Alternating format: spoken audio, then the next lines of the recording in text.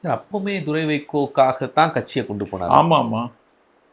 அது உங்களுக்கு எப்போ தெரிய வந்துச்சு? எனக்கு வருஷந்தோறும் ஒரு பொங்கல் விழாவுக்கு ஒரு கெஸ்ட்டு போடுவார். நாசர் துரை, தத்துவ கவிஞர், குடியரசு, விஜயா தாயன்பன் இப்படின்னு ஒரு இது போடுவார். என்ன அவர் ஜெயிலில் இருந்தார்ல, அப்போ என்ன கெஸ்ட்டாக அறிவித்தாங்க. பொங்கல் விழாவுக்கு அவர் அங்கே வாழ்த்துக்களை பெற்றுக்கொள்வதுக்கு மேடையெல்லாம் போட்டு பெரிய விருந்தெல்லாம் நடக்கும். எந்த பொங்கல் விழாவிலையும் நான் கலந்துக்கிட்டதில்லை. ஏன்னா நாம் என் வீட்டில் பொங்கல் வைக்கணும், அதனால் அங்கேயும் போக மாட்டேன். அப்போ இவருக்கு ஜெயிலில் இருக்கும்போது என்ன பொங்கல் விழான்னு சங்கொலியில் வருது, நான் போகிறேன்.